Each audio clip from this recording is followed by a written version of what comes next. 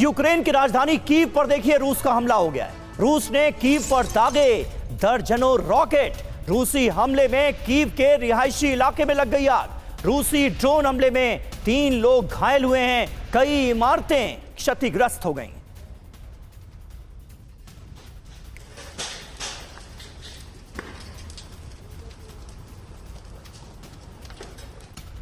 और देखिए यूक्रेन की राजधानी कीव से एक और बड़ी खबर। यहां पर रिहायशी इलाके पर एक बार फिर से रूस ने किया है जोरदार हमला।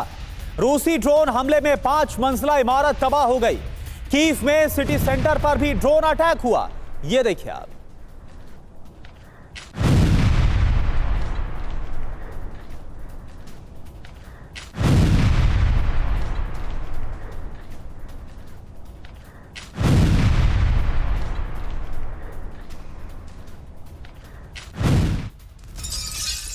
और अहम खबर है ज़ेपोरिजिया से। यूक्रेन के ज़ेपोरिजिया में रूस का बारूदी प्रहार हुआ है। ज़ेपोरिजिया में यूक्रेनी सैन्य पोस्ट पर किया गया अटैक। रूसी हमले में यूक्रेनी सैन्य पोस्ट हो गई तबाह।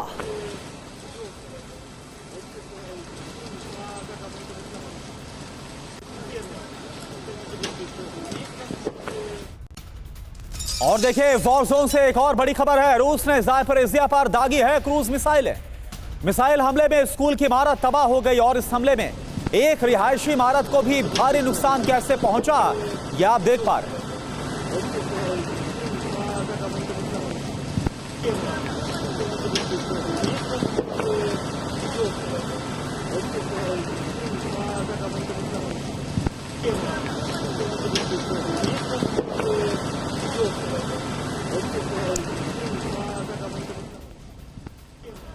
तो देखिए तस्वीरें इस वक्त आपको दिखा रहे हैं। रूसी ड्रोन अटैक में कैसे कीव में 5 मंजिला इमारत तबाह हो गई और वहीं ज़ापोरिजिया में यूक्रेनी पोस्ट पर भी रूस ने हमला किया।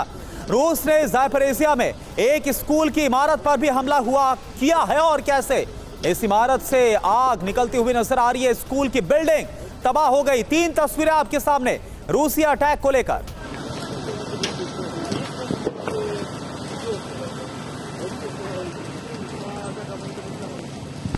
देखिए हमारे साथ तमाम खास मेहमान भी मौजूद हैं। मेजर जनरल संजय सॉय, किस तरह से आप देखेंगे ज़ेपोरिजिया में बड़े हमलों को अंजाम दिया जा रहा है। रूस और यूक्रेन के बीच तो लगातार जंग चली रही है, लेकिन अब इसका दायरा बढ़ते हुए हम देख रहे हैं और कहीं ना कहीं अंदाजा यह भी हो रहा है कि तमाम यूरोपीय देशों में जो ड्रोन पहुंचे हैं ये यूं ही नहीं पहुंचे, बाकायदा ड्रोन मैपिंग कराई जा रही है रूस की तरफ से। अब तो यह लग रहा है।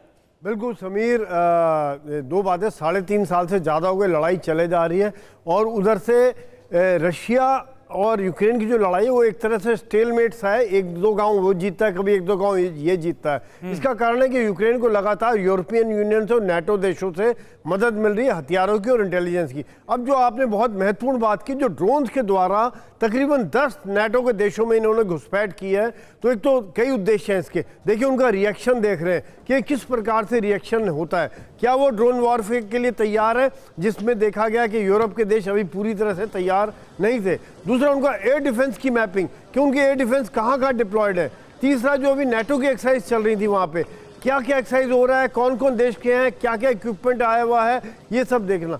चौथा उनके ऊपर एक डर डाल देना। आज नाटो देश किस प्रकार से तैयारियां कर रहे हैं, रशिया के खिलाफ टैंक ऑब्स्टिकल बना रहे हैं, कंक्रीट की दीवारें बना रहे हैं, फेंस बना रहे हैं, क्योंकि उनके अंदर डर बैठ गया कि रशिया हमारे ऊपर ना हमला कर दे।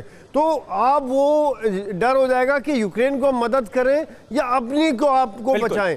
तो यहाँ पे रशिया के कई सारे उद्देश्य जो हैं वो निकल के आते हैं और अगली अगर कोई ऑपरेशन होता है तो रशिया एक तरह से उसकी तैयारी कर रहा है। नहीं, बिल्कुल सही कहा आपने और ये बात अब सीधे तौर पर नजर आ रही है कि बड़े पैमाने पर तैयारी हो रही है और 1 नहीं 2 नहीं 10-10 यूरोपीय देशों में रूस के ड्रोन पहुंचने का मतलब जो अभी तक करुणा लोगों को समझ में नहीं आ रहा था वो भी बहुत हद तक क्लियर होता हुआ नजर आ रहा है।